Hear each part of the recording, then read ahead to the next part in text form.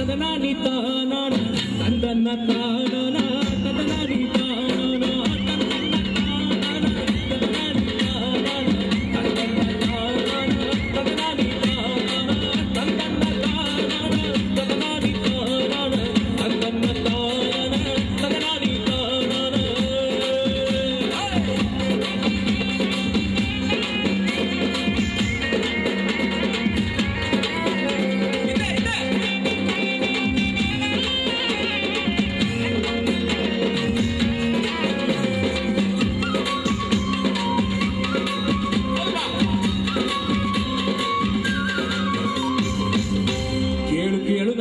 ಉತ್ನಳ್ಳಿ ಮಾರುವ ನನ್ನ ಗಂಡನಾದ ನಂಜುಂಡೇಶ್ವರ ಹೋಗಿ 3 ತಿಂಗಳಾಯ್ತಲ್ಲವ್ವ. ಅವನು ಹೋದಾಗ್ರಿಂದ ನನ್ನ ಕಂದ ನನ್ನ ಬಟ್ಟೆಗೆ ನೀರಂತೂ ಸೇರ್ತಾ ಇಲ್ಲ. ತಲೆ ಮೇಲೆ ನೆರೆ ಬಂದಿರುವಂತ ಮುದಿನ ಸೌದರಿ ಬಲ್ಕೊಂಡು ಕುಂತವನಲ್ಲ.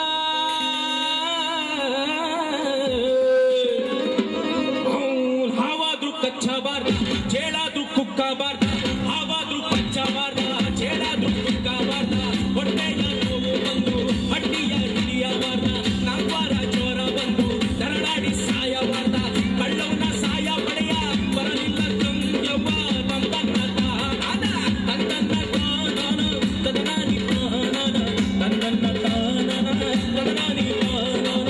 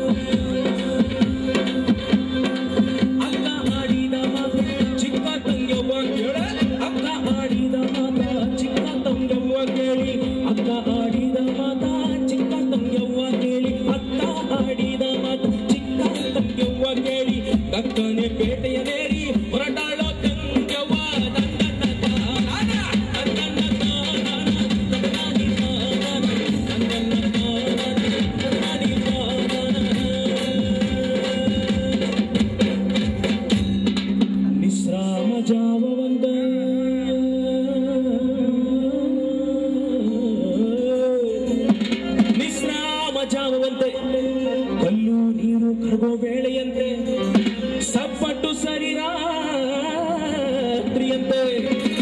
ಉತ್ತಳ್ಳಿ ಮಾರಮ್ಮನವರು ತನ್ನ ಭಾವನಾದ ನಂಜುಂಡೇಶ್ವರನ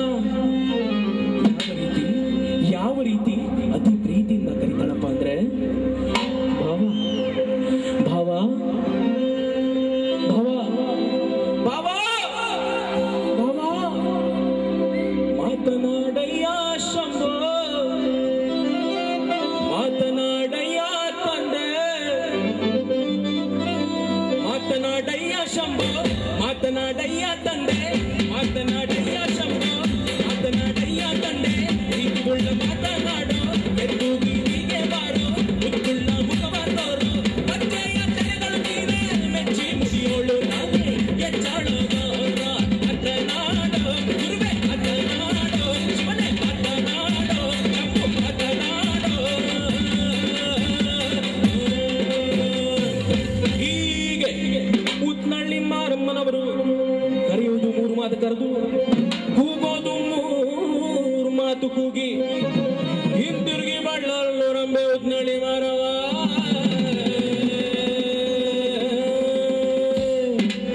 ತಂದನ್ನ ತಾನಾನ ತಂದನಾನಿ ತಾನಾನ ತಂದನ್ನ ತಾನಾನ ತಂದನಾನಿ ತಾನಾನ ತಂದನ್ನ ತಾನಾನ ತಂದನಾನಿ ತಾನಾನ ತಂದನ್ನ ತಾನಾನ ತಂದನಾನಿ ತಾನಾನ ತಂದನ್ನ ತಾನಾನ ತಂದನಾನಿ ತಾನಾನ ತಂದನ್ನ ತಾನಾನ ತಂದನಾನಿ ತಾನಾನ ತಂದನ್ನ ತಾನಾನ ತಂದನಾನಿ ತಾನಾನ ತಂದನ್ನ ತಾನಾನ ತಂದನಾನಿ ತಾನಾನ ತಂದನ್ನ ತಾನಾನ ತಂದನಾನಿ ತಾನಾನ ತಂದನ್ನ ತಾನಾನ ತಂದನಾನಿ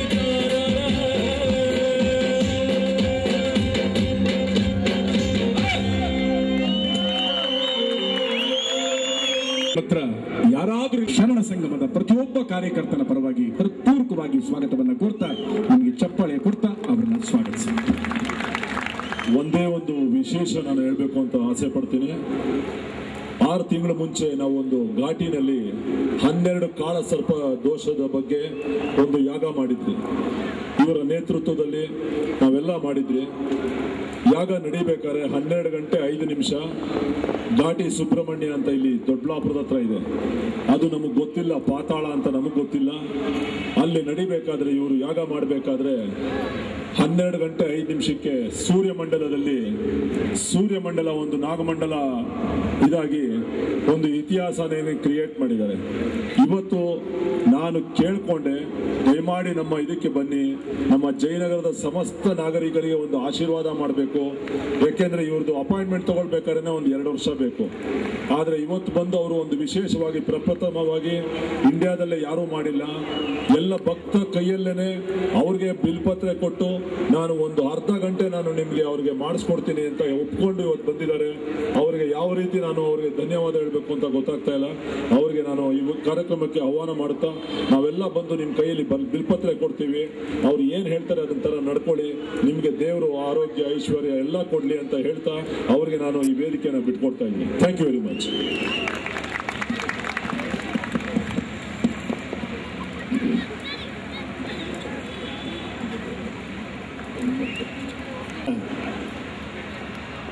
ಎಲ್ಲ ಸಮಸ್ತ ಶಿವಭಕ್ತರಿಗೆಲ್ಲರಿಗೂ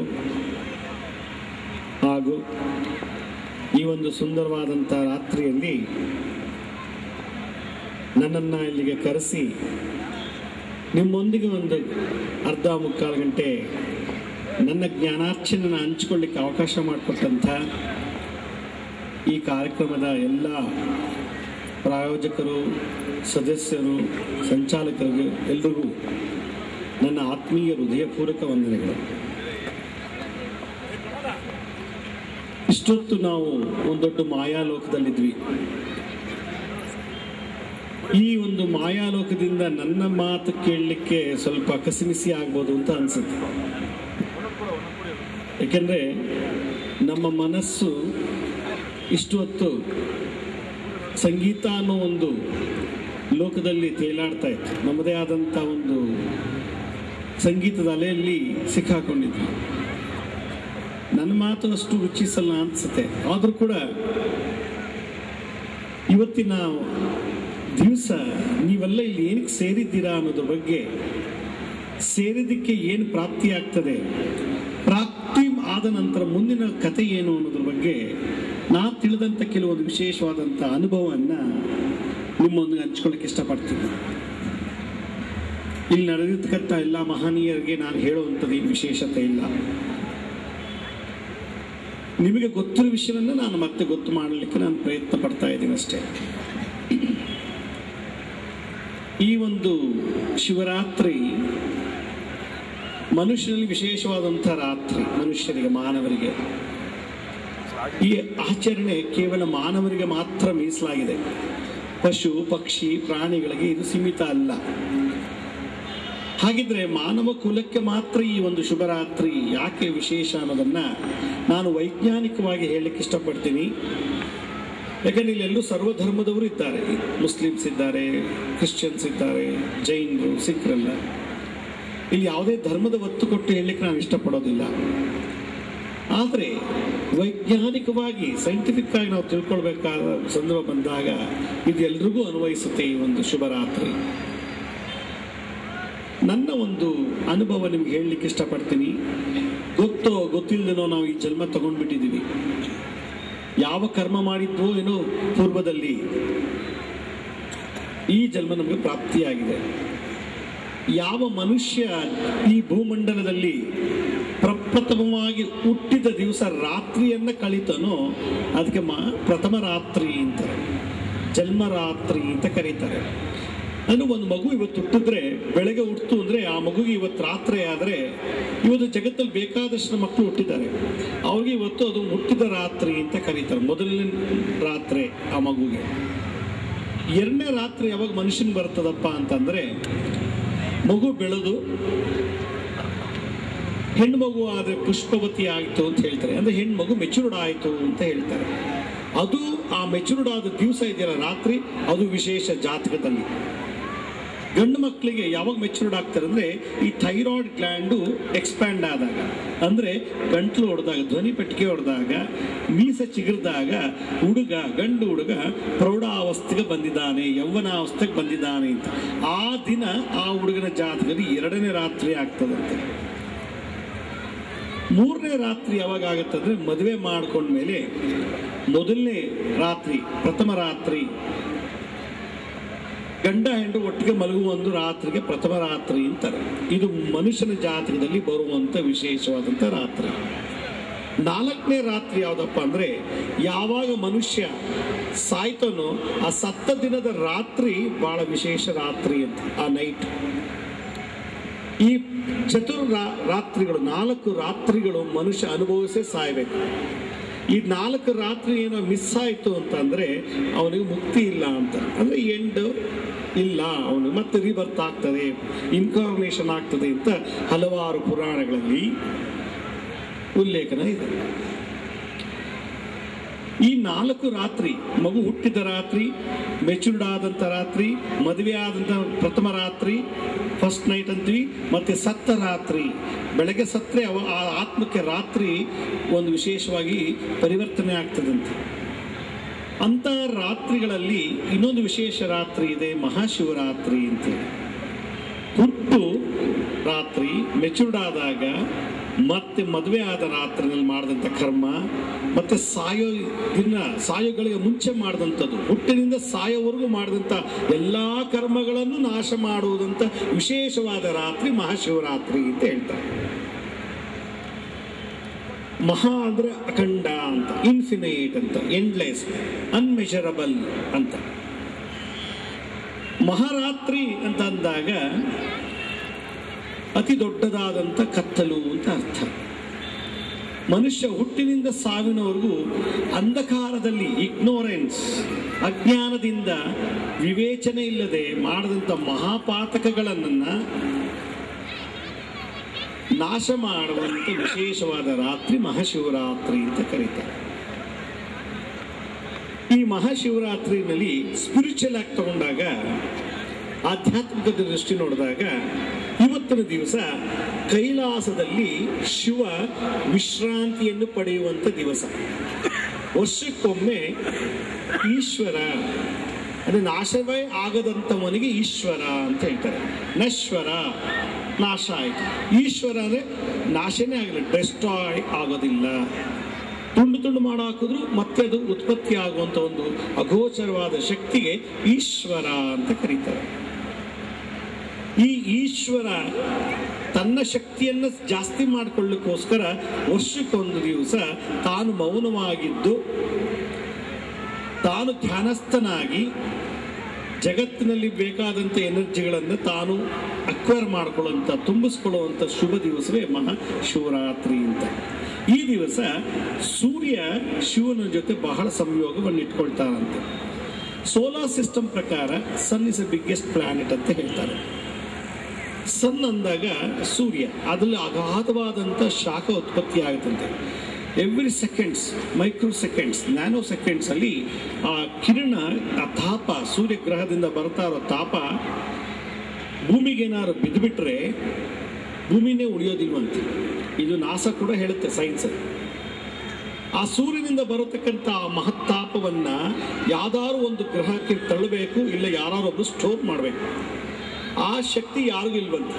ಆ ಶಕ್ತಿ ಇರೋದು ಶಿವನಿಗೆ ಒಬ್ಬರಿಗಂತ. ಅದರಿಂದ ಶಿವ ಏನ್ ಮಾಡ್ತಾರೆ, ಆ ಸೂರ್ಯನಿಂದ ಬಂದಂತ ಅಗಾಧವಾದಂಥ ತಾಪ, ಆ ಹೀಟ್ ಎನರ್ಜಿಯನ್ನ ತಾವು ಸ್ಟೋರ್ ಮಾಡಿಕೊಳ್ಳುವಂಥ ದಿವಸವೇ ಮಹಾಶಿವರಾತ್ರಿ. ಈ ಎನರ್ಜಿನ ಫಿಲ್ ಮಾಡಿ ಉಳಿದೆಲ್ಲಾ ದಿವಸವನ್ನು ಕಾಪಾಡ್ತಾರಂತೆ ಈ ಶಿವ. ಶಿವನಿಗೆ ಕಾಪಾಡಲಿಕ್ಕೆ ಶಕ್ತಿ ಬೇಕು. ಆ ಶಕ್ತಿ ಎಲ್ಲಿಂದ ಬರ್ತದೆ? ಸೋಲಾರ್ ಸಿಸ್ಟಮ್ ಇಂದ ಬರ್ತದೆ, ಸನ್ ಅನ್ನೋ ಪ್ಲಾನೆಟ್ ಇಂದ, ಸೂರ್ಯಗ್ರಹದಿಂದ. ಆ ಸೂರ್ಯನ ಕಿರಣದಿಂದ ಬರುವಂತ ಶಾಖ, ಸೂರ್ಯನ ಕಿರಣದಲ್ಲಿರತಕ್ಕಂಥ ಅಗಾಧವಾದಂಥ ಶಕ್ತಿ ಶಿವ ತಾನು ಧರಿಸಿ, ತಾನು ಸ್ವೀಕರಿಸಿ ಲೋಕವನ್ನ ಪಾಲನೆ ಮಾಡಲಿಕ್ಕೆ ರೆಡಿಯಾಗುವ ದಿವಸವೇ ಮಹಾಶಿವರಾತ್ರಿ ಅಂತ ಕರೀತಾರೆ. ಇಂಥ ಸಂದರ್ಭದಲ್ಲಿ ಶಿವ ಧ್ಯಾನಸ್ಥನಾದಾಗ, ಶಿವ ಎಚ್ಚರನಾದಾಗ ಬಹಳಷ್ಟು ತೊಂದರೆಗಳಾಗ್ತದೆ. ಶಿವ ಕಣ್ಣು ಮುಚ್ಚಿ ಧ್ಯಾನಸ್ಥನಾದಾಗ ಲೋಕಪಾಲನೆ ಮಾಡುವಂಥ ಕೆಲಸ ಶುರುವಾಗ್ತದಂತೆ. ಆದ್ರಿಂದ ಈ ಶಿವನನ್ನ ಯಾವಾಗ ಸೂರ್ಯನ ಕಿರಣ ಶಿವನ ಮೇಲೆ ಒಳಗೆ ಪ್ರವೇಶ ಮಾಡ್ತಿರ್ತದೋ ಆ ಸಂದರ್ಭಕ್ಕೆ, ಆ ಒಂದು ಪ್ರೋಸೆಸ್ಗೆ, ಆ ಒಂದು ಕ್ರಿಯೆಗೆ ರುದ್ರ ಅಂತ ಕರೀತಾರೆ. ಆ ರುದ್ರ ಅನ್ನೋದು ಒಂದು ವಿಶೇಷವಾದಂಥ ಒಂದು ಎನರ್ಜಿ. ಆ ರುದ್ರವನ್ನು ಪೀಸ್ ಮಾಡಿದಾಗ ಅಘೋರ ಶಿವ ಅಂತ ಬರ್ತದೆ. ಅಘೋರ ಅಂದ್ರೆ ಏನು? ಯಾರು ನಾವು ಮಾಡಿದಂಥ ತಪ್ಪುಗಳನ್ನು, ದುಃಖಗಳನ್ನು ನಾಶ ಮಾಡಿ ಸುಖ, ಆನಂದ, ಐಶ್ವರ್ಯವನ್ನು ಕೊಡುವಂಥ ವ್ಯಕ್ತಿಗೆ ಅಘೋರ ಅಂತ ಕರೀತಾರೆ. ಇನ್ನೊಂದು ಭಾಗ ಶಿವ ಅಂತ. ಶಿಷ್ಟರು ಮಾಡಿದಂಥ ಕರ್ಮವನ್ನು ನಾಶ ಮಾಡಿ ಕ್ಷಮಿಸುವಂಥ ವ್ಯಕ್ತಿಗೆ ಶಿವ ಅಂತ. ಮಾನವ ತಪ್ಪು ಮಾಡ್ತಾನೆ, ಅದನ್ನು ಕ್ಷಮಿಸಿ ಆತ್ಮಜ್ಞಾನವನ್ನು ಕೊಟ್ಟು ಮೋಕ್ಷವನ್ನು ಕೊಡುವಂಥವನಿಗೆ ಶಿವ ಅಂತೇಳಿ. ಆದ್ರಿಂದ Rudra is equal to Aghora plus Shiva ಅಂತ ಕರೀತಾರೆ. ಆದ್ರಿಂದ ಈ ಮಹಾಶಿವರಾತ್ರಿ ದಿವಸ ರುದ್ರ ಶಿವನೊಡನೆ ಅಘೋರನ ಜೊತೆಗೆ ಶಾಂತಿಯುತವಾಗಿದ್ದು ಆ ಸೂರ್ಯನಿಂದ ಬರತಕ್ಕಂಥ ಕಿರಣದಲ್ಲಿರ್ತಕ್ಕಂಥ ಶಾಖವನ್ನ ಅಬ್ಸರ್ವ್ ಮಾಡಿಕೊಳ್ಳುವಂಥ ಏಕೈಕ ರಾತ್ರಿ ಮಹಾಶಿವರಾತ್ರಿ. ಇಂಥ ಸಂದರ್ಭದಲ್ಲಿ ಶಿವನೇ ಕೂತ್ಕೊಂಡು ತಾನು ಫಿಲ್ ಮಾಡ್ಕೊಳ್ತಿರ್ತಾನೆ ಎನರ್ಜಿಯನ್ನ ಅಂದಾಗ ನಾವು ಏನು ಮಾಡಬೇಕು ಅಂತ ಶಾಸ್ತ್ರ ಹೇಳಿದಾಗ ನಾವು ಕೂಡ ಎನರ್ಜಿನ ಗೇನ್ ಮಾಡ್ಬೇಕಂತ. ಯಾರಿಂದ? ಶಿವನಿಂದ, ಡೈರೆಕ್ಟ್ ಸೂರ್ಯನಿಂದಲ್ಲ. ಯಾಕೆ ಸೂರ್ಯನಿಂದ ಸೂರ್ಯನ ಎನರ್ಜಿ ತಗೊಳ್ತಾನೆ? ಸೂರ್ಯನ ನಾವು ಡೈರೆಕ್ಟ್ ತಗೊಳಕ್ಕಾಗಲ್ಲ. ನಮಗೆ ಸೂರ್ಯನಿಗೂ ನಮಗೊಬ್ಬ ಮೀಡಿಯೇಟರ್ ಬೇಕು, ಏಜೆಂಟ್ ಬೇಕು. ಆ ಏಜೆಂಟೇ ರುದ್ರ, ಶಿವ, ಅಘೋರ. ಆತನ ಮೇಲೆ ನಾವು ಧ್ಯಾನ ಮಾಡಿದಾಗ, ಶಿವ ಧ್ಯಾನಸ್ಥ ಕೂತಾಗ ಸೂರ್ಯನ ಧ್ಯಾನ ಮಾಡಿದಾಗ ಶಕ್ತಿ ಪ್ರಾಪ್ತಿ ಆಗ್ತದೆ ಸೂರ್ಯನಿಂದ. ನಾವು ಶಿವನಿಂದ ಕುರಿತು ಧ್ಯಾನ ಮಾಡಿದಾಗ ಶಿವನಿಂದ, ಅಘೋರನಿಂದ, ಶಿವನಿಂದ, ರುದ್ರರಿಂದ ನಮಗೆ ಶಕ್ತಿ ಬರ್ತದೆ. ಆ ಶಕ್ತಿ ನಾವಿನ್ನು ವರ್ಷ ಪೂರ್ತಿ ನಾವು ಕಾಪಾಡ್ಕೊಂಡು ಹೋಗ್ಬೋದು. ಗಂಡನ ಕಾಟ, ಹೆಂಡತಿ ಕಾಟ, ಮಕ್ಕಳು, ಅಪ್ಪ ಅಮ್ಮ, ಕೆಲಸ ಆಳು, ರೋಗ ಬಾಧೆ, ಶತ್ರು ಬಾಧೆ, ಬಾನಾಮತಿ, ಮಾಟ, ಮಂತ್ರ, ತಂತ್ರ ಪ್ರಯೋಗಗಳು, ಇದನ್ನೆಲ್ಲ ಲಯ ಮಾಡಲಿಕ್ಕೆ ಶಕ್ತಿ ಬೇಕಂತ ಮನುಷ್ಯನಿಗೆ. ಅದಕ್ಕೋಸ್ಕರ ಈ ಶಕ್ತಿನ ತುಂಬಿಕೊಳ್ಳೋಕೆ ಇವತ್ತು ರಾತ್ರಿ ಅವಕಾಶ ಕೊಟ್ಟಿದ್ದಾನಂತೆ ಭಗವಂತ. ನಾವೇನ್ ಮಾಡ್ತೀವಿ? ಶಿವರಾತ್ರಿ ಸೇರ್ಕೊಂಡು ಚೆನ್ನಾಗಿ ಒಂದು 50 ನಿಪ್ಪಿಟ್ಟು, ಕೋಡ್ಬಳೆ ಅಂತೆ, ಬೋಂಡ, ಬಜ್ಜಿ ಅಂತೆ, ಒಂದಷ್ಟು ಟೀ ಕಾಫಿ ಇಟ್ಕೊಂಡು ಎಲ್ಲ ಚೆನ್ನಾಗಿ ಕುಡಿದ್ಬಿಟ್ಟು ತಿಂದುಬಿಟ್ಟು ಹೊಟ್ಟೆನು ತೆಗೆಸ್ಕೊಂಡು ನಿದ್ದೆ ಮಾಡಿಬಿಟ್ಟು. ಶಿವರಾತ್ರಿ ದಿವಸ ಮಾನವ, ಹಿಂದೂ ಧರ್ಮ ಏನು ಹೇಳುತ್ತಂದ್ರೆ, ಕ್ರಿಶ್ಚಿಯನ್ಸ್ ಮುಸ್ಲಿಮ್ಸ್ ಅದು ಬೇಡ, ನಮಗೆ ಹಿಂದೂ ಧರ್ಮ ಪಾಲನೆ ಮಾಡುವಂತ ಹೇಳ್ತೀವಿ. ಶಿವರಾತ್ರಿ ದಿವಸ ಖಾಲಿ ಹೊಟ್ಟಲಿದ್ದಾಗ ಭೂಮಿ ಗ್ರಾವಿಟೇಷನ್ ಪವರ್ ಇಂದ 30 ಡಿಗ್ರಿ ಟಿಲ್ಟ್ ಆಗುತ್ತೆ ಇವತ್ತೊಂದು ದಿವಸ. ಆ ಟಿಲ್ಟ್ ಅದಕ್ಕೆ ಎನರ್ಜಿ ಡೈರೆಕ್ಟ್ ಶಿವನ ಮೇಲೆ ಬೀಳುತ್ತೆ. ನೀವು ನೋಡಿರ್ಬೋದು, ಗವಿಪುರಂ ಗುಟ್ಟಳಿನಲ್ಲಿ ಶಿವನ ಮೇಲೆ ರಥಸಪ್ತಮಿ ದಿವಸ ಸೂರ್ಯನ ಕಿರಣ ಬರ್ತದೆ. ಈ ಶಿವರಾತ್ರಿ ಎಷ್ಟೋ ದೇವಾಲಯ ಕರ್ನಾಟಕದಲ್ಲಿ ದೇವತೆಗಳ ಮೇಲೆ ಕೊಲ್ಲೂರು ಮೂಕಾಂಬಿಕೆ ಕೂಡ ಸೂರ್ಯಕಿರಣ ಹೋಗಿ ಬೀಳುತ್ತಂತೆ. ಎಷ್ಟೋ ಜನ ನೋಡಿದ್ದಾರೆ. ಈಗ ಹಲವಾರು ಕ್ಷೇತ್ರಗಳಲ್ಲಿ ಲಿಂಗಗಳ ಮೇಲೆ ಸೂರ್ಯನ ಕಿರಣ 1 ಸೆಕೆಂಡ್ ಬಂದು ಹೊಟ್ಟೋಗುತ್ತಂತೆ. ಅಷ್ಟು ವಿಶೇಷವಾದದ್ದು ರಥಸಪ್ತಮಿ ಮತ್ತು ಮಹಾಶಿವರಾತ್ರಿ. ಅಂಥ ಸಂದರ್ಭದಲ್ಲಿ ನಾವು ಎಲ್ಲವನ್ನೂ ತಿಂದು ಕಾರ್ಬೋಹೈಡ್ರೇಟ್ಸು, ಫ್ಯಾಟ್ಸ್, ಪ್ರೋಟೀನ್ಸ್, ಎನ್ಸೈಮ್ಸ್ ಇರೋಂಥ ಎಲ್ಲ ಆಹಾರ, ಜಂಕ್ ಫುಡ್ ಎಲ್ಲ ತಿಂದು ಚೆನ್ನಾಗಿ ತೆಗೆದುಕೊಂಡು ಓಡಾಡ್ಕೊಂಡಿದ್ದಾಗ ಆ ಎನರ್ಜಿ ನಮಗೆ ಪೆನೆಂಟ್ರೇಟ್ ಆಗೋದಿಲ್ಲ, ಒಳಗಡೆ ಪೆನೆಂಟ್ರೇಟ್ ಆಗೋದಂದ್ರೆ ಸೇರೋದಿಲ್ಲ ಅಂತ ಹೇಳ್ತಾರೆ. ಆ ಕಾರಣಕ್ಕೋಸ್ಕರ ಇವತ್ತು ಉಪವಾಸ ಇರಿ ಅಂತ ಹೇಳ್ತಾರೆ. ಉಪವಾಸ ಇದ್ದಾಗ ನರ್ವ್ ಸಿಸ್ಟಮ್ಸ್, ನರಮಂಡಲ, ಸ್ಕೆಲಿಟನ್ ಸಿಸ್ಟಮ್, ಮೂಳೆಗಳು, 206 ಮೂಳೆ ನಮ್ಮ ಶರೀರದಲ್ಲಿದೆ. 206 ಮೂಳೆ ಇವತ್ತು ವಿಶೇಷವಾಗಿ ಎನರ್ಜಿ ಬಂದು ಸೇರುತ್ತೆ. ಕಾರಣ ಭೂಮಿ 30 ಡಿಗ್ರಿ ತಿರುಗಿದೆ ಇದೆ ಇವತ್ತು. ಮತ್ತೆ ನಾಳೆ ಸಂಜೆಗೆ ಅದು ವಾಪಸ್ ತನ್ನ ಸ್ಥಾನಕ್ಕೆ ಬರುತ್ತೆ ಭೂಮಿ. ಆ ರೊಟೇಷನಲ್ ಎನರ್ಜಿ ಮತ್ತೆ ನಾರ್ಮಲ್ ಸ್ಟೇಟ್ ಬರುತ್ತೆ. ಆ ಸಂದರ್ಭದಲ್ಲಿ ಓಝೋನ್ ಲೇಯರ್ನಲ್ಲಿ ಬಹಳಷ್ಟು ಪ್ರೋಟೀನ್ ಮತ್ತು ವೈಟಮಿನ್ ಸಿ, ವೈಟಮಿನ್ ಡಿ ಇರುವಂಥ ವಿಶೇಷವಾದ ಓಝೋನ್ ಲೇಯರ್ನಲ್ಲಿ ಆ ಒಂದು ಆಕ್ಸಿಜನ್ನು ಪ್ರೊಡ್ಯೂಸ್ ಆಗುತ್ತೆ ಇವತ್ತು. ಈ ಗಾಳಿನ ನಾವು ಕುಡಿಬೇಕು ಅಂತ ಶಾಸ್ತ್ರ ಹೇಳ್ತದೆ. ಅಗಸ್ತ್ಯ ಮುನಿಗಳು ಇದನ್ನು ಹೇಳಿದ್ದಾರೆ ಒಂದು ಕಡೆ. ಮಾರ್ಕಂಡೇಯ ಜ್ಯೋತಿಷ್ಯ ಶಾಸ್ತ್ರದಲ್ಲಿ ಶಿವರಾತ್ರಿಗೆ ಪರಿಹಾರಗಳು ಕೆಲವು ಕ್ರಮವನ್ನು ಹೇಳಿದ್ದಾರೆ. ಆ ಪರಿಹಾರ ಕ್ರಮದಲ್ಲಿ ಇದೊಂದು ವಿಶೇಷವಾಗಿ ಒತ್ತು ಕೊಟ್ಟು ಹೇಳಿದ್ದಾರೆ. ಶಿವರಾತ್ರಿ ದಿವಸ ನಿದ್ದೆ ಮಾಡಬೇಡ, ಚೆನ್ನಾಗಿ ತಿನ್ನಬೇಡ, ಏಕೆಂದರೆ ಶಿವನಿಂದ ನೀನು ಎನರ್ಜಿನ ತಗೊಳ್ತಾ ಕೂತಿರು, ತಗೊಳ್ತಾ ಅಬ್ಸರ್ವ್ ಮಾಡು, ಬೆಳಕು ಅಂತ ಹೇಳುತ್ತೆ. ಒಂದು ಫಲಶ್ರುತಿ ಹೇಳ್ತಾರೆ ಮಾರ್ಕಂಡೇಯ ಮುನಿಗಳು ಜ್ಯೋತಿಷ್ಯ ಶಾಸ್ತ್ರದಲ್ಲಿ. ರೆಮಿಡಿಯಲ್ ಆಸ್ಟ್ರಾಲಜಿ ಅಂತ ಒಂದಿದೆ, ಪರಿಹಾರ ಜ್ಯೋತಿಷ್ಯ ಅಂತ. ಏನು ನಾವು ಎಷ್ಟೋ ಕಷ್ಟಪಟ್ಟಿದ್ದು ದುಡಿತೀವಿ, ದುಡ್ಡೇ ನಿಲ್ತಾ ಇಲ್ಲ. ಎಷ್ಟು ಚೆನ್ನಾಗಿ ಒಳ್ಳೆ ಆಹಾರ ತಿಂತೀವಿ, ಮೈ ಪೂರ್ತಿ ರೋಗ, ಒಳ್ಳೆ ವಾಸ್ತು ಇರೋ ಮನೆ ಕಟ್ಟಿದ್ದೀವಿ, ಮನೇಲಿ ಬಂದು ಮನೇಲೆಲ್ಲ ಬರೀ ಸೀರೀಸ್ ಆಫ್ ಸಾವುಗಳು, ಎಲ್ಲ ರೋಗ ಬಾಧೆ. ದುಡ್ದು ಚಂದಿರ್ತೀವಿ, ಅದು ಹೆಂಗೆ ಸಾಲ ಆಗ್ತಿದೆಯೋ ಗೊತ್ತಿಲ್ಲ. ಹೀಗೆಲ್ಲ ಪರಿಸ್ಥಿತಿಗಳು ಹೇಳ್ಕೊಂಡು ನಾವು ಹೋಗ್ತೀವಿ ನಾವು ಸಮಸ್ಯೆಗಳನ್ನು. ರೋಗ ಬಾಧೆ, ಸಾಲ ಬಾಧೆ, ಮತ್ತೆ ಇದ್ದಕ್ಕಿದ್ದಾಗ ಮನೆಯಲ್ಲಿ ಅಪಮೃತ್ಯುಗಳಾಗೋದು, ಸೀಮೆಣ್ಣೆ ಹಾಕೊಂಡು ಸುಟ್ಕೊಳ್ಳೋದು, ಸ್ಲೀಪಿಂಗ್ ಟ್ಯಾಬ್ಸ್ ತೊಗೊಂಡು ಸತ್ತೋಗೋದು, ಟ್ರೈನಲ್ಲಿ ಬಿದ್ದು ಸಾಯೋದು, ಬೆಟ್ಟದ ಮೇಲೆ ಬಿದ್ದು ಸಾಯೋದು, ನೀರಿಗೆ ಬಿದ್ದು ಸಾಯೋದು, ನೇಣು ಹಾಕೊಳ್ಳೋದು, ಈ ಅಕಾಲ ಮೃತ್ಯು, ದುರ್ಮರಣ, ಅಪಮೃತ್ಯುಗಳನ್ನು ನಮ್ಮ ಜಾತಕದಲ್ಲಿ ಕ್ಲೀನ್ ಮಾಡುವಂಥ ಏಕೈಕ ರಾತ್ರಿ ಮಹಾಶಿವರಾತ್ರಿ. ಇದೆಲ್ಲ ಅಂಧಕಾರ. ನೇಣು ಹಾಕೊಳ್ಳೋದು, ಸುಳ್ಳು ಹೇಳೋದು, ಕೊಲೆ ಮಾಡೋದು, ಇದು ಮನುಷ್ಯನಲ್ಲಿ ಇರತಕ್ಕಂಥ ಅಜ್ಞಾನವನ್ನ ಈ ಕಾಳರಾತ್ರಿ, ಈ ಒಂದು ಮಹಾರಾತ್ರಿ ನಾಶ ಮಾಡುವ, ಲಯ ಮಾಡುವಂಥ ವಿಶೇಷವಾದಂಥ ದಿವಸ ಮಹಾಶಿವರಾತ್ರಿ. ಇಂತಹ ಶಿವರಾತ್ರಿ ದಿವಸ ಎಂಥ ಮಾನವ ನರಹತ್ಯೆ ಮಾಡಿರಲಿ, ಯಾರನ್ನೇ ಸಾಯಿಸಿರಲಿ, ಸುಳ್ಳು ಹೇಳಿರಲಿ, ಮೋಸ ಮಾಡಲಿ, ಮಾಡಬಾರ್ದಂಥ ಕೆಟ್ಟ ಕೆಲಸಗಳನ್ನು ಮಾಡಿದರೆ ಇವತ್ತು ಅವನ ಬಾಯಲ್ಲಿ ಶಿವ ಅಂತ ಹೇಳಿ ಒಂದು ದಳ ಬಿಳಪತ್ರೆಯನ್ನು ಲಿಂಗದ ಮೇಲೆ ಇಟ್ಟಾಗ ಸೂರ್ಯ ಪ್ಲಸ್ ಶಿವ ಎರಡು, ಅಂದರೆ ವಿಷ್ಣು ಪ್ಲಸ್ ಶಿವ, ಹರ ಮತ್ತು ಹರಿ, ಈ ಎರಡು ಎನರ್ಜಿ, ಎಲೆಕ್ಟ್ರಾನ್ ಅಂಡ್ ಪ್ರೋಟಾನ್ಸ್ ಜಾಸ್ತಿ ಪ್ರೊಡ್ಯೂಸ್ ಆಗಿ ಬಾಡಿನಲ್ಲಿ ಅವನಿರತಕ್ಕಂಥ ಕೆಟ್ಟ ನೆಗೆಟಿವ್ ಥಾಟ್ಸ್ ಎಲ್ಲ ಹೊರಗೆ ಹೋಗುತ್ತಂತೆ, ಭಾವನೆಗಳು, ಪಾಪಗಳೆಲ್ಲ ನಾಶ ಆಗುತ್ತದಂತೆ. ನಾವು ಇವತ್ತಿನ ದಿವಸ ಶಿವರಾತ್ರಿ ಅಂದ್ಬಿಟ್ಟು ಎಷ್ಟೋ ಕಡೆ ನಾನು ನೋಡಿದ್ದೀನಿ, ಕುಡಿಯೋದಂತೆ, ಸಿನಿಮಾ ನೋಡ್ತಾ ಕೂತ್ಕೊಳ್ಳೋದು. ಇವತ್ತು ಮೌನ ಆಚರಣೆ ಮಾಡ್ಬೇಕಂತ. ಇವತ್ತೊಂದಿನ ದಾಟಿ ಬಿಟ್ರೆ ಇನ್ನು ಮುಂದಿನ ಶಿವರಾತ್ರಿವರೆಗೂ ಅವ್ನು ರಾಜ. ಇವತ್ತೊಂದಿನ ಅವನು ಎಲ್ಲ ಥರ ಆಟ ಆಡಿಬಿಟ್ರೆ ಇದು ಲೈಫ್ ಲಾಂಗ್ ಅವನು ಸಫರ್ ಪಡ್ತಾನೆ. ಇದು ನನ್ನ ಅನುಭವದ ಮಾತು. ಆದ್ದರಿಂದ ಈ ಒಂದು ಶಿವರಾತ್ರಿಯನ್ನ ಲಕ್ಸುರಿ ಇಲ್ಲದನೆ, ಆಡಂಬರ ಇಲ್ಲದನೆ, ಸ್ಮಶಾನದಲ್ಲಿ ಕುಳಿತು ಭಗವಂತ ಸೂರ್ಯನ ಪ್ರಾರ್ಥನೆ ಮಾಡಿ, ಸೂರ್ಯನಿರತಕ್ಕಂಥ ಆ ತೇಜಸ್ಸನ್ನು ತಾನು ಸಂಗ್ರಹಿಸಿ ತನ್ನ ಶಕ್ತಿಯನ್ನು ಅಭಿವೃದ್ಧಿ ಮಾಡಿ ಜಗತ್ತನ್ನು ಕಾಪಾಡುವಂಥ ರಾತ್ರಿಯ ದಿವಸ ನಾವು ಅವನು ಮಾಡೋಕ್ಕಾಗದಷ್ಟಂದ್ರೂ ಕಿಂಚಿತ್ ಸಣ್ಣ ಗುರುಗಂಜಿ ಗಾತ್ರರಾದ ಒಂದು ಧ್ಯಾನ ಜಪ ಮಾಡಿದ್ದೇ ಆದರೆ ನಮ್ಮ ಕುಲ, ನಮ್ಮ ಗೋತ್ರ, ನಮ್ಮ ವಂಶದಲ್ಲಿ ಮಾಡತಕ್ಕಂಥ ಮಹಾಪಾತಕಗಳೆಲ್ಲ ನಾಶ ಆಗಿ ಈ ಜನರೇಷನ್ ಮುಂದಿನ ಜನರೇಷನ್ಗೂ ಸುಖ ಕೊಡ್ತಾರಂತೆ. ಆದ್ದರಿಂದ ಈ ರಾತ್ರಿ ಯಾವತ್ತೂ ಬರೋದಿಲ್ಲ. ಇಡೀ ಬ್ರಹ್ಮಾಂಡದಲ್ಲಿ ಇಂಡಿಯಾ ಒಂದೇ ಶಿವರಾತ್ರಿ ಆಚರಣೆ ಮಾಡೋದು, ಇನ್ಯಾವ ದೇಶದಲ್ಲೂ ಇಲ್ಲ.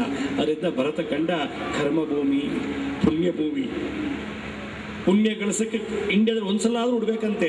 ಭೋಗ ಪಡಿಬೇಕಾದ್ರೆ ಲಂಡನ್, ಅಮೆರಿಕ, ಸಿಂಗಾಪುರ್, ಮಲೇಷ್ಯಾಗೆ ಹೋಗ್ಬೇಕಂತೆ. ಭೋಗ ಕ್ಷಣ ಮಾತ್ರ, ಪುಣ್ಯ ವಂಶ ಪಾರಂಪರ್ಯವಾಗಿ ಜನ್ಮ ಜನ್ಮಾಂತರವಾಗಿ. ಅದಕ್ಕೆ ಈ ಭರತ ಖಂಡದಲ್ಲಿ ಹುಟ್ಟಿ ಮಹಾಶಿವರಾತ್ರಿ ದಿವಸ ಜಾಗರಣೆ ಮಾಡಿ ಭಗವಂತನನ್ನು ನೆನೆಸಿದ್ದೇ ಆದರೆ ಮುಂದಿನ ಜನ್ಮ ಸುಖವಾಗಿರ್ತದೆ ಅಂತ ಶಾಸ್ತ್ರದಲ್ಲಿ ಉಲ್ಲೇಖನ ಇದೆ. ಆದ್ರಿಂದ ಮುಂದಿನ ಶಿವರಾತ್ರಿ ನಾವು ಇರ್ತೀವೋ ಏನೋ ಗೊತ್ತಿಲ್ಲ. ನಾಳೆ ಬೆಳಗ್ಗೆ ನಾವು ಸೂರ್ಯ ನೋಡ್ತೀವಿ ಅಂತ ಏನು ಗ್ಯಾರಂಟಿ? ನಾಳೆ ರಾತ್ರಿ ಇರ್ತೀವಿ ಅಂತ ಏನು ಗ್ಯಾರಂಟಿ? ನಾನು ಸ್ಟೇಜ್ ಇದ್ದು ಮನೆಗೆ ಹೋಗ್ತೀನಿ ಅಂತ ಏನು ಗ್ಯಾರಂಟಿ? ಇನ್ನು 10 ನಿಮಿಷ ನಾನು ಇದ್ರ ಮೇಲೆ ಕೂತೀನಿ ಅಂತ ಏನು ಗ್ಯಾರಂಟಿ? ಭೂಕಂಪ ಆಗ್ಬೋದು, ನನಗೆ ಹಾರ್ಟ್ ಅಟ್ಯಾಕ್ ಆಗ್ಬೋದು, ಏನಾಗುತ್ತೋ ಗೊತ್ತಿಲ್ಲ. ಅಂತ ಕೆಟ್ಟ ಕಾಲ ಈ ಕಲಿಯುಗ. ಅಂತ ವರ್ಸ್ಟ್ ಇರೋಂಥ ಕಾಲದಲ್ಲಿ, ಅಂತ ಕೆಟ್ಟ ಸಮಾಜದಲ್ಲಿ ನಾವು ವಾಸ ಮಾಡ್ತಿದ್ದೀವಿ. ಅಂತ ಕೆಟ್ಟ ಕಾಲ, ಕೆಟ್ಟ ಸಮಾಜದಲ್ಲಿ, ಕೆಟ್ಟ ಪರಿಸರ ವಾಸ ಮಾಡ್ತಿರುವಂಥ ಎಲ್ಲವೂ ನೆಗೆಟಿವ್ ಇದ್ದಾಗ ನಮಗೆ ಪಾಸಿಟಿವ್ ಬರಬೇಕು ಅಂದರೆ ಶಿವರಾತ್ರಿ ಒಂದೇ ದಿನ ಅಂತ ನಾನು ಹೇಳ್ತೀನಿ. ಆದ್ರಿಂದ ಎಷ್ಟು ನೋಡಿ, ಮನೆಯಲ್ಲೆಲ್ಲ ಎಂತದೆ, ಅಪ್ಪನೇ ಮಗಳನ್ನ ರೇಪ್ ಮಾಡಿದ್ದಾನೆ, ಆ ಮನೆಯೊಳಗೆ ಕಲಿ ಹೇಗೆ ಪ್ರವೇಶ ಮಾಡಿದ್ದಾನೆ ನೋಡಿ. ನಂತರ ಯಾರೋ ಒಬ್ರು ಬಂದ್ಬಿಟ್ಟು, ಗುರುಗಳೇ ನನ್ನ ಮಗು ಹುಟ್ಟಿದೆ, ಈ ಮಗುಗೆ ಏನು ಹೆಸರಿಡಬೇಕು ಅಂತ ಕೇಳಿದಾಗ ನನಗೆ ಆಶ್ಚರ್ಯ ಆಯಿತು. ನಾನು ಅವ್ರಿಗೆ ಹಲವಾರು ಪ್ರಶ್ನೆ ಕೇಳಿದೆ. ನೋಡಿದ್ರೆ ಸ್ವಂತ ಮೊದಲನೇ ಹೆಂಡತಿ ಮಗನ ಜೊತೆ ಮಲಗಿ ಮಗು ಪಡೆದಿದ್ದಾಳೆ. ತಾಯಿ ಸ್ವಂತ ಮಗನ ಜೊತೆ ಮಲಗಿ ಮಗು ಪಡೆದಿದ್ದಾಳೆ ಅಂದರೆ ಆ ಮನೆಯೊಳಗೆ ಕಲಿ ಯಾವ ರೀತಿ ಪ್ರವೇಶ ಮಾಡಿದ್ದಾನೆ? ಅಣ್ಣ ತಂಗಿನ ಮದುವೆ ಮಾಡ್ಕೊಂಡಿದ್ದಾರೆ ಅಂದ್ರೆ ಆ ಮನೆಯೊಳಗೆ ಯಾವ ರೀತಿ ವಿಧಿ ಪ್ರವೇಶ ಆಗಿದೆ? ಸ್ವಂತ ಮಕ್ಕಳನ್ನ ತಾನು ವಿಷ ಹಾಕಿ ತಾನು ಕುಡಿದು ಸಾಯುವಂಥ ತಾಯಿ ಮಕ್ಕಳು, ಆ ಒಂದು ಘೋರವಾದಂಥ ಹತ್ಯೆ ಆ ಮನೆಯೊಳಗೆ ಬಂದಿದೆ. ಆ ಮನೆಯೊಳಗೆ ವಿಧಿ ಯಾವ ರೀತಿ ಪ್ರವೇಶ ಆಗಿದೆ? ಆ ಮನೆಯೊಳಗೆ ಕಲಿ ಹೇಗಿದ್ದಾನೆ? ಒಬ್ಬರಾದ್ಮೇಲೆ ಒಬ್ರು ಸಾಯ್ತಾ ಇದ್ರೆ, ಒಬ್ಬರಾದ್ಮೇಲೆ ಒಬ್ರು ರೋಗದಲ್ಲಿ ನರಳುತ್ತಿದ್ರೆ ಆ ಮನೆ ಒಳಗೆ ಕಲಿ ಆ ವಿಧಿ ಹೇಗೆ ನಡೆಸ್ತಾ ಇದೆ ಅಂದಾಗ ಎಷ್ಟೋ ಜನ ಮಕ್ಕಳು ಸರಿ ಇಲ್ಲ, ಎಷ್ಟೋ ಜನಕ್ಕೆ ಗಂಡ ಸರಿ ಇಲ್ಲ, ಎಷ್ಟೋ ಜನಕ್ಕೆ ಹೆಂಡತಿ ಸರಿ ಇಲ್ಲ, ಎಷ್ಟೋ ಜನಕ್ಕೆ ತಂದೆ ತಾಯಿಗಳು ಸರಿ ಇಲ್ಲ. ಇದೆಲ್ಲ ನೋಡಿದಾಗ ನಾವು ಎಷ್ಟು ಕೆಟ್ಟ ಪಾಪಗಳು ಮಾಡಿದ್ದೀವಿ. ಹಾಗಾದ್ರೆ ನನಗೆ ಒಬ್ಬ ಕುಡ್ಕೊಂಡು ಕೊಲೆಗಾರ ಮಗ ಹುಟ್ಟುಬಿಟ್ರೆ ನಾನು ಇಂಥ ಕೆಟ್ಟ ಕರ್ಮ ಮಾಡೋದಕ್ಕೆ ಅಂತ ಮಗ ಪಡೆದಿದ್ದೀನಿ ಅನ್ನೋದನ್ನ ಇವತ್ತು ನಾವು ಕೂತ್ಕೊಂಡು ಯೋಚನೆ ಮಾಡಬೇಕು.